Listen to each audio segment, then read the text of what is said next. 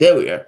Hello, everyone. This is Jamarl Thomas. Welcome to the Progressive Soapbox. Guys, I have with me one of my favorite guests, easily, hands down, Professor Richard Wolff from Democracy at Work. Professor, welcome to the show. Welcome. Thank you, Jamarl. For me, it's a pleasure to talk with you each time. Like I said, you're always one of my favorite guests, and the audience always loves you when you come on to the show. So you're on the show because I was watching. I came across this article, and I read this article for the show itself.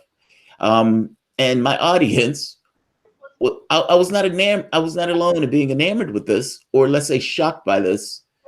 And essentially, it was stats by the Federal Reserve. Now, it's the Federal Reserve itself. It's not, some lefty socialist magazine that's coming out with these numbers. It is the Federal Reserve that's coming out with these numbers. I stress that. And the interesting thing, it says the bottom 50% of households in America own 1% of the wealth. The top 10% own 70% of the wealth, and the top 1% owns 31% of the wealth.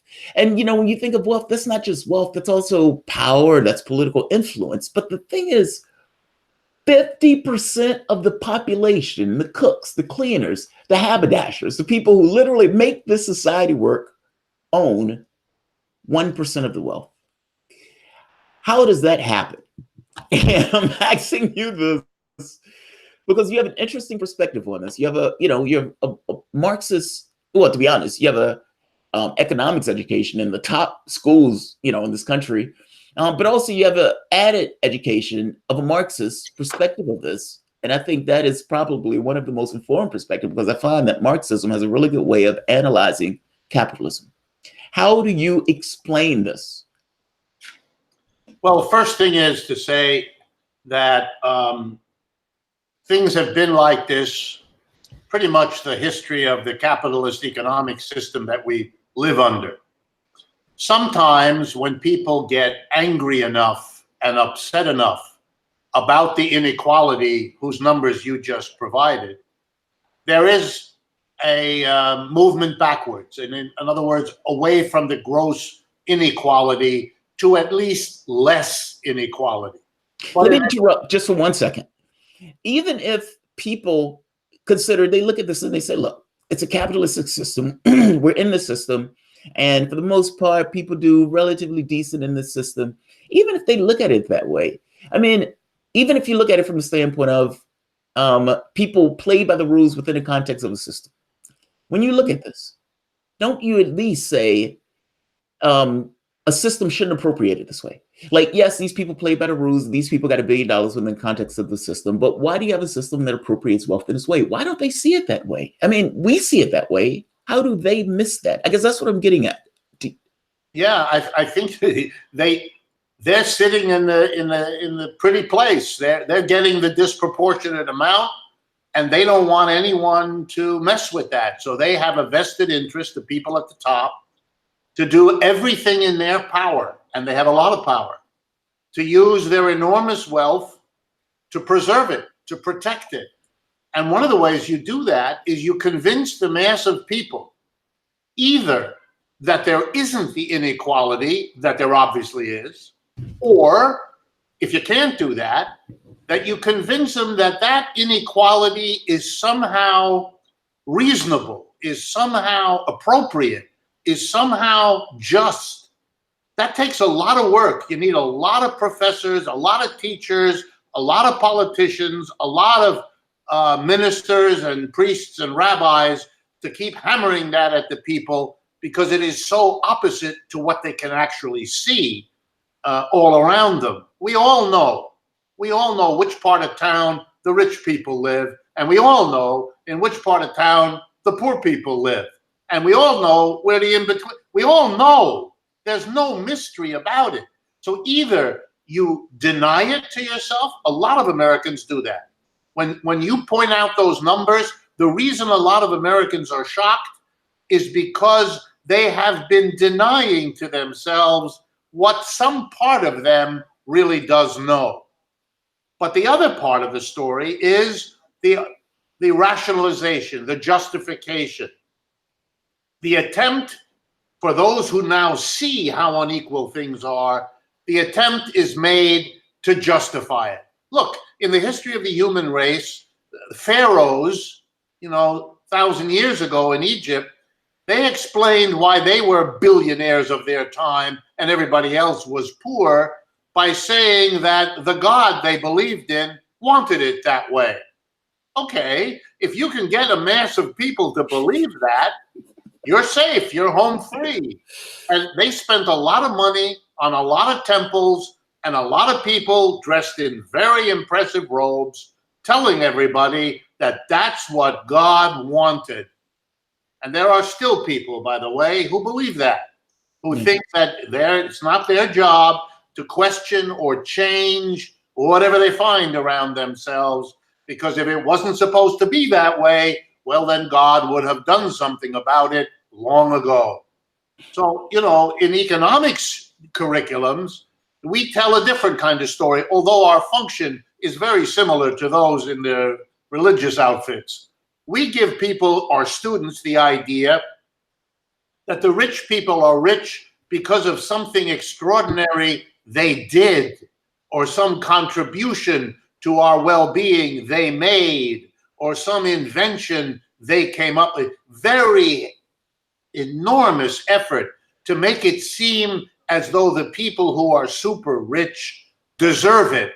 It's a very hard effort to make, because of course, it's one thing to say that the inventor of something new deserves a reward, which I don't find a problem. Sure, if you want to give a reward, give a reward. Let's take Jeffrey Bezos, the chief executive of the Amazon Corporation. What is his contribution to modern society? Well, let's take it as an example. He's a delivery boy who makes deliveries faster than other people used to be able to do.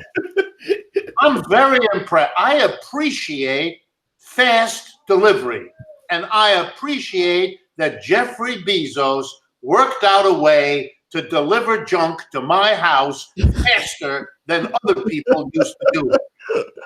But if you ask me, does that justify the fact that he's the richest man on earth, that he owns in excess of $135 billion, which is more money than some countries have, that he earns on that money billions a year without any labor that he has to do at all? If you ask me, does the fact that he's a fast delivery boy justify those things? No. I think we could reward him for his speedy delivery, give him a very nice watch, give him a very nice car. I'm all for it. And give him the Medal of Honor for speedy delivery. But to take the money of millions of Americans who need it in order to make him richer than a pharaoh, I find that obscene. But that's how capitalism works. But I think if most Americans spent a little bit of time thinking about this, they would in fact find it not only unacceptable, but downright disgusting. It's astonishing, though. I mean, you're making an extraordinarily good point. Jeff Bezos, I don't think anybody on this planet, in this country, anyone, I mean, regardless of their political leanings, would say, dude, you created a really good company and you can get these items to people really fast. You should get a reward for it. But the question becomes, should the reward be infinite, especially if the amount that he gets rewarded detracts from the amount of money that people have either in their pockets or that governments have from the standpoint of delivering services? It's like, should Jeff Bezos be $150 billion or should people be homeless? I would take those people not being homeless as opposed to him having $150 billion. But I think people look at it. I think you're right. They are born and raised. They are born and they die within the context of a system. And everything that they know from the time that they're born to the time that they drop dead is capitalism is awesome. This is the greatest system on the planet. Nothing else works. This is imposed by God. This is natural. Like, I think you're right. Like, if that's all that you know, then that you just look at the world through that lens. And maybe you don't question the larger things of, should a system appropriate wealth in this particular way? By the way, I think you're right on target. I think you might make the point this way as yet another approach to it. People who lived in slavery for a long time, many of them believed that it was the best system, the only system, the natural system, the God-given system. A lot of the people in slavery felt that there was something natural, that some people were just naturally masters and other people were just naturally slaves. And they grew up in that system and they learned that, and many of them didn't question it until they did. And the same thing is true of feudalism with lords and serfs. So we shouldn't be surprised that in capitalism, at least as long as the system lasts, one of the reasons it lasts is that it can sell the idea that it's the bestest, it's the greatest, it's the natural, it's the culmination of human history. We can't do better. Look, we know we can do better than slavery because we've done it. We know we can do better than feudalism because we did it. Why we should think that we can't do better than capitalism is the weird point of view. That's right there, because you're making a really good point. So if people can look back and they say, even through history classes, there were kings and queens, and people thought those kings and queens were appointed by God. Right. And then you can look back and you can say, well, people at the time in slavery just thought this was the way things were. And in all of those cases, they analyze those things as if they are a system. And yet the current system to which they are in, they never kind of make the disparity between those two things. Let me ask you this. Is the issue chaos? Meaning, is the issue right? Is Lenin right? It takes a certain degree of chaos in order to actually get change. And if that is true, was Donald Trump the best choice for president? Let's get dirty. Let's get dangerous. Yeah. Is that, you know? It's always good to get dangerous because it makes life taste better. You know what I mean? Look, Lenin's point was, and I think it was a wonderful point, that systems continue until two things happen.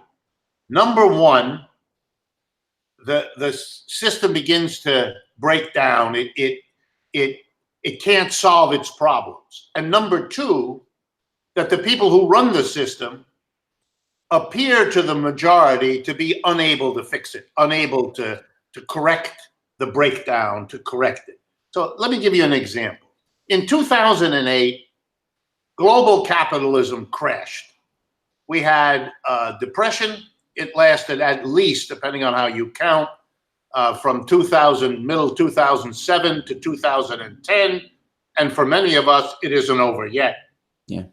Okay, that's a crash. That's a system that isn't working for millions and millions of people. It was so bad that the big corporations who love to make fun of the government as being wasteful and inefficient, all those big bankers from New York, all those corporate executives from around the country flew on their private jets to Washington to beg the government to bail them out, which, since it's their government, it did. And they were saved. But the price of it was an austerity for the rest of us, for cutbacks, for cutting back social programs. And the system is breaking down. More and more people see that it isn't working. That's why young people like Alexandria Ocasio-Cortez and the others are getting elected. They don't run away from the label socialist. They're saying this system isn't working and we're going to fix it by changing it. Okay. This is a sign that the system isn't working. So what does the system do? It decides to turn itself over and put itself in the hands of a really ugly, ignorant, nasty fellow, Mr. Trump, and say, we're going to dispense with the niceness. We're going to dispense with the appropriate behavior that for decades, Republicans and Democrats have at least put on for us, even if the reality wasn't so good. They don't have the time for that. They're getting desperate. So they bring in a Mr. Trump whose first act, December of 2017, is a massive tax cut for corporations and the rich, a gift to them of billions and billions of dollars that the government doesn't have. I find this, as a professional economist, unbelievable. It is. Coming at the end of a 30-year period when corporations have done better than they ever did before. And by the way, just to interrupt you just slightly, the Bloomberg article, he says the conclusion here is, he comes to a conclusion, and this is Bloomberg. The data helps us see that supply side economics was always about shifting wealth from the low and middle ends of the wealth distribution towards the top. Right. In other words, much of the wealth inequality is by design, the result of public policies. Right. I think the mistake there is, look, even without the design, capitalism does it by itself. Yeah. Corporations make money, function to make profit, and they distribute the profit to the shareholders and the top executives. Shareholders and top executives together are a tiny minority of the American people. So if the nature of business is in capitalism is to maximize profit, that's just another way of saying, take it from the mass of people and give it to the rich at the top. The very people who already have it are the ones who get more of it. And what kind of a system is that? Look, if Bloomberg, which is a company owned by one of the billionaires in America, Michael Bloomberg, if they're saying it, you're real sure that that is the case.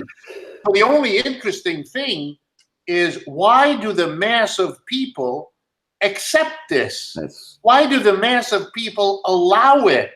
Why do the mass of people go without the things they need? A college education for their children, a decent job so they can have and raise a family, proper hospital care and medical care, that we can take care of the ailments that nature gives us, or that we're injured through accidents and so forth. Come on, we know what we basically need, and we ought to provide it as a community to one another. Okay. Capitalism is blocking us from doing what we need, and that is the surest sign that it's on its way out, which is why they're scared, and why you have the spectacle of a Trump kind of reverting to the worst examples of how you keep an unfair system going. So he attacks black people, he attacks brown people, he attacks women, he attacks immigrants. Look at him, trying to hold on to a system by not admitting that it's not working for most people, by trying his best to get the working class to fight among themselves, to get the older ones against the younger ones, the white ones against the non-white ones, the men against the women. It's a very old spectacle, but it is uglier than anything, and it never ends well. It's fascinating to watch this. And two things. Was electing Trump the best choice then, with this notion of creating a certain degree of chaos? I didn't vote for Trump. I voted for Jill Stein. But if the notion that chaos provokes change, meaning you have to have enough chaos around a large distribution of people in order to get that distribution of people to say, all right, no more. This isn't working. I'm done. And as a second point to this, you know, when I was studying Spanish Revolution, Civil War, and you get into this notion of anarchists and communists and fascists, and you have all of these people who want to rip the government apart because they think the government isn't working, like, you know, these different factions. You get to see kind of like in the United States, in almost real terms, how fascism takes hold as a dodge to prevent social change. Yep. Like, because it's not magic. It, like, when you're looking over it, you're like, wow, why did those people go that route? And when you're here in the States and you see there's a crash, you see there's socialists that are getting much more airplay and people saying, you know, we need a larger share to the poor. And then you see this buffoon screaming about immigrants running around the country, attacking a 30-something-year-old immigrant for political effect. And you're like, oh, that's why that happens. Yeah. You can see it. It's amazing to watch. Like, I mean, it's stunning to watch. Sad to watch in some respects. But I think Jamarl, I think it's tragic. I mean, look at this. By most estimates, you have, I don't know, I'll be generous, 10 million undocumented immigrants in the United States. We are a country of 325 million people. Yeah. Nothing that 10 million can do, might do, would do, did do is going to majorly affect the other 315 million. This is childishly ignorant to suggest that the immigrants are our problem. And, to make it even worse, do you realize that half of the companies that are on the top 500 companies, meaning the top 500 companies that are in the United States, almost half, I think it was like 45%, are from immigrants or from people who were immigrants? Think about that. He's attacking. If Donald Trump did what Donald Trump is talking about doing, he would gut either manufacturing or like supply stuff, but he would also gut somewhat of a brain drain, since almost half of those people start businesses. Not only that, the people who come, if you understand the economics of immigration, most of the people who immigrate are adults. That means their education has already been paid for. They've learned to read, they've learned to write, they've learned all kinds of skills. Those were paid for by the poor countries from which they come. And their mature adult productivity is what they will give to the United States by moving here. That was why the United States grew successfully in the past 100 years, bringing immigrants like Mr. Trump's parents over here with a desire to make it. The idea that by cutting off these immigrants, you're going to change the basic economics of the American people, that's nutty. If you look at what most immigrants do, it's the poorest paid, lousiest jobs in the society. Yeah. That's one of the reasons they have an incentive to try to start a business, because they're the ones coming in and they're stuck into the bottom. That's why it is so disgusting that a billionaire takes out his childish rage on some of the poorest people in the society. If you are even half a Christian, how in the world can you live with that or justify that? That's not opening your heart to a stranger. It's not opening your heart to someone less fortunate than you. It's not finding a way for the United States to be what it says on the Statue of Liberty. It is the opposite. It is the behavior of a society falling apart, desperate to hold on to the privileges of the rich, no matter how many of the rest of us you trample on. And I don't think it will survive. I don't think this is going to work. Every other fascism collapsed. The fascism of Italy, the fascism of Germany, these things are now deeply regretted as a terrible stain on those countries' history, from which they've had to try to climb out. We are entering and allowing to develop in our country the same ugly breakdown, desperate effort to hold on. You know, the statistics from the demographers indicate that sometime over the next year or two, we will cross the line and the majority of Americans will no longer be white. It's already the case in the school population, elementary school and so on. Really? So, yep. And that's what he's playing on. He wants to build his career on the terror and fear of those in the white community, and who are basically driven in many cases by the following deep guilt and fear. Will the non-whites, when they're the majority, treat us the way we treated them? That's their fear. But that's on them. And I think the rest of us have to get together to make sure that they don't act out the self-destructive fascism that we have seen in other countries. And remember, the fascism in Italy and in Germany came after the breakdown of capitalism in those countries. Yeah. The 1920s in Italy, in the 1930s in Germany. We've seen another breakdown, and we're now seeing the same ugly monster. Only this time it isn't over there. It's right here. Unfortunately, those countries, it digs into them because they have a cultural experience of it. We don't teach history in that way. We teach history like it happened back then, it never happened here, that type of stuff. Let me ask you this. So, but just to be very specific, when you say system, you're talking essentially capitalistic system creating incentives for various people within the system to act a particular way. Right. Is that what you mean when you're Yes. when you're talking about like pushing fascistic tendencies because they try to hold on to it, and they can't make the argument through policy, so the argument has to be made through, look at that immigrant over there. That immigrant sucks, and let's stop that immigrant. Right. Two questions. And Jamarl, one thing: don't attack. The goal of the fascists is to say the problem isn't capitalism.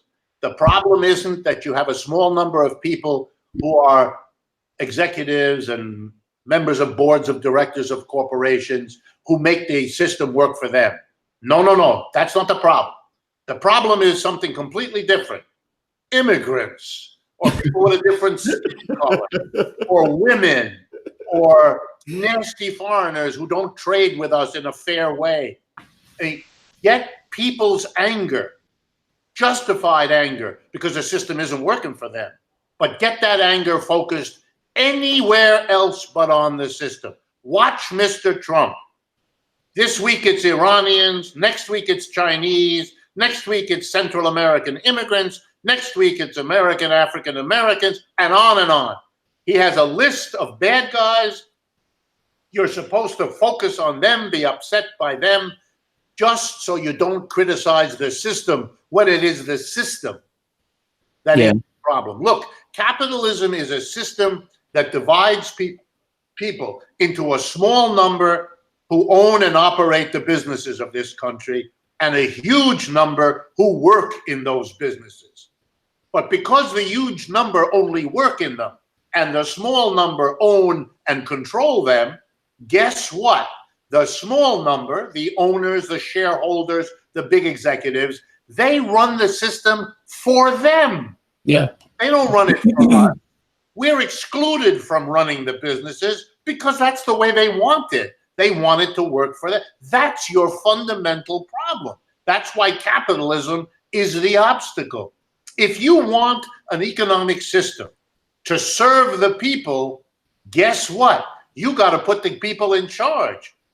We never have a system that serves the people because we allow a tiny minority to be the owners of the bulk of shares. 10% of the people own 84% of shares of stock. Okay, if you allow a tiny minority to own the shares and you allow a tiny minority of people to sit on the boards of directors, I'll give you an example. General Motors employs, 200,000 people. The board of directors is about 18, 19 people. You get the point? A tiny group makes all the decisions and 200,000 people live with the results but have no input.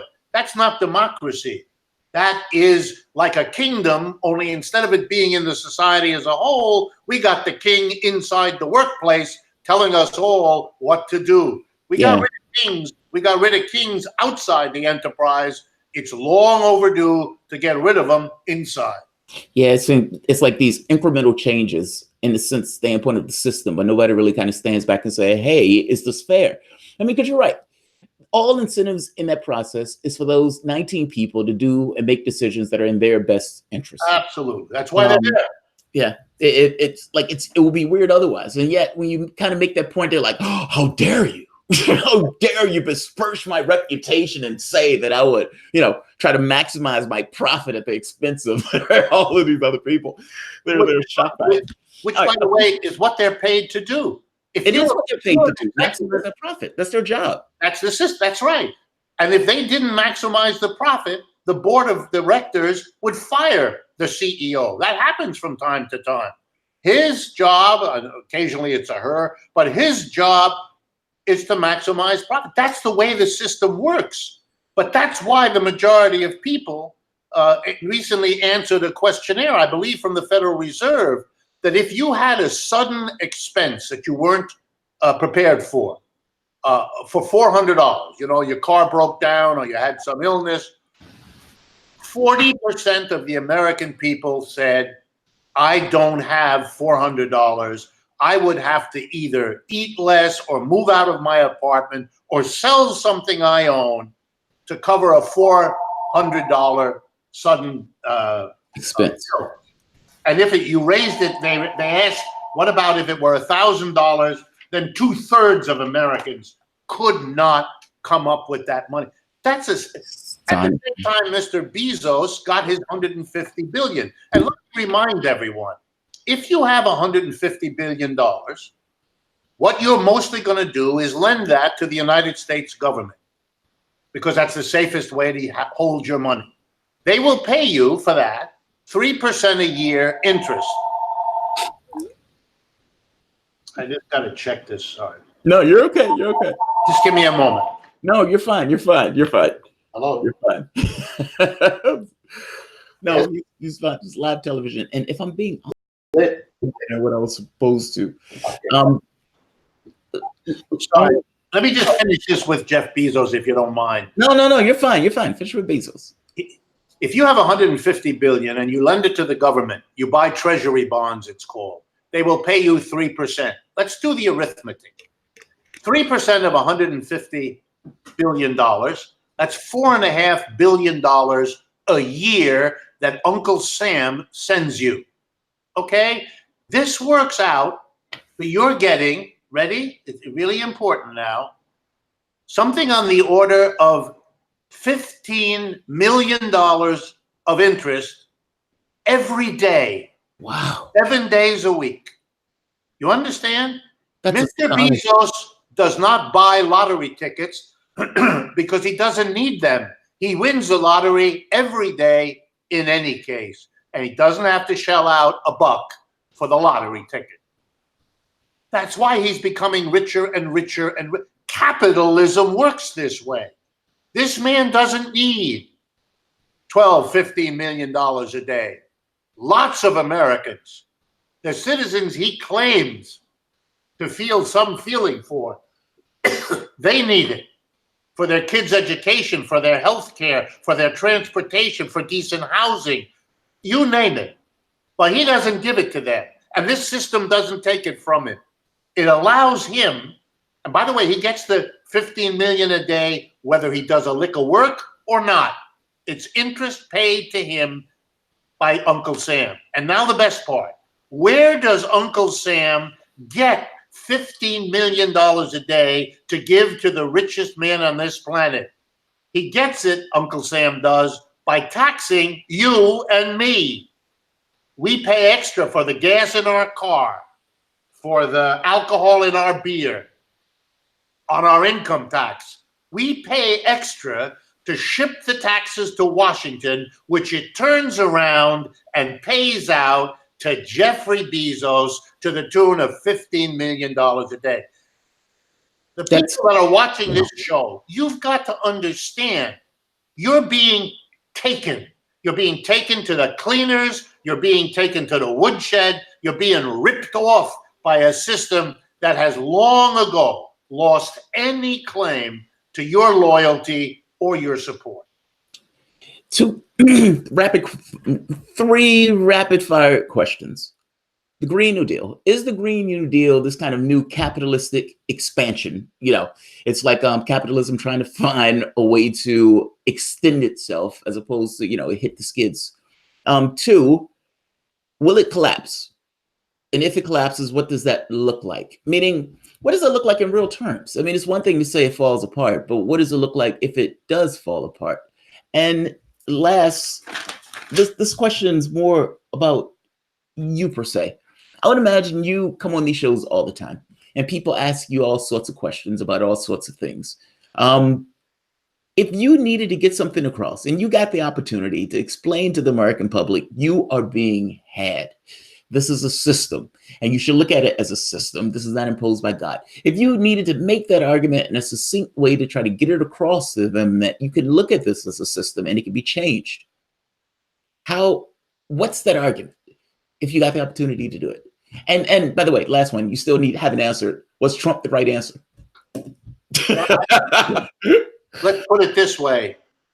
I think Trump was the right answer in the sense that capitalism is in trouble. It isn't delivering the goods to the mass of people, and slowly and painfully, the mass of people are facing up to that stark reality. So they're scared. They're scared that as more and more people figure it out, partly because of programs like this one that talk about it honestly, they need to find somebody, some way to prevent the system from being pushed aside, the way slavery was, the way feudalism was, and so on. And they need someone to mobilize at least a part of the population to stand in the way of capitalism being pushed aside. When Mr. Trump is elected, that's his job. He promises them, I will take care of it. I'm not Mr. Nice Guy. I'm not going to try to keep I know the country's falling apart, but I'm going to create, at least among older, white, working people, a kind of core of folks who will stand in the way, who are going to support capitalism. Why? Because we're going to promise them how we're going to squash immigrants and how we're going to squash people on relief, and we're going to squash this one and squash that one and beat up on foreigners and whack the Chinese and all these other fantasies, most of which are fake. But it gets a certain part of the white working class to think that somehow he's going to save them. And so the deal is, you let us keep capitalism, we will at least provide you with symbolic theatrics that'll make you feel better, will allow you to entertain racism and anti-female and anti-immigrant and anti-Hispanic ideas and all the rest of it. That's the deal. And that's what Mr. Trump's function is. And believe me, if Mr. Trump were to disappear for any reason, they'd find someone else to play that role because they've got no other card to play. Let me turn then to the Green New Deal. The Green New Deal would save capitalism for a while, just the way the original New Deal did in the 1930s. Franklin Roosevelt created the New Deal, that's what he called it, back in the 1930s, because he said the capitalist system, he virtually said this, is simply not providing people with the jobs, the incomes, and the living that they demand. And we better do something for the people, or else they're going to get rid of this capitalist system. And so that's what he did. He created Social Security. We never had that before. He created unemployment insurance. We never had that before. He passed the first minimum wage. We never had that before. And then he had the first government employment problem, the New Deal hiring of 15 million Americans who therefore got a job, got income, could make their mortgage payments, keep their home, and all the rest. And all that AOC and Omar and the others, Bernie Sanders, are now saying is, you've got a crisis in American capitalism again. Learn from the past. Let's get another New Deal. Let's be focused on environment this time. So it's a Green New Deal. But yes, it's about saving capitalism. And while I support it, because I would love to see unemployed people with a decent job and decent incomes, who wouldn't? Yeah. I am still critical because I don't think we ought to be saving something that works as badly as this system. We ought to be doing what we would do if we were faced with a refrigerator that had been fixed 10 times in the last 3 years. Yes. It breaks down again, and that refrigerator repairman or woman comes to us and says, look, I can fix it again. It'll cost you $300, and you'll be on the phone calling me back within a few weeks. Save your money. This refrigerator is done. It's a better bet. Buy a new one. That's my view about capitalism. It's done. It's had its run. It's not working. I don't want to save it with another repair. Yeah. I want us to do better. I think we can do better, and we ought to get to busy doing that it's our best bet, just as that refrigerator repair person has a very good argument, even if it's tough to hear. Yeah. Yeah.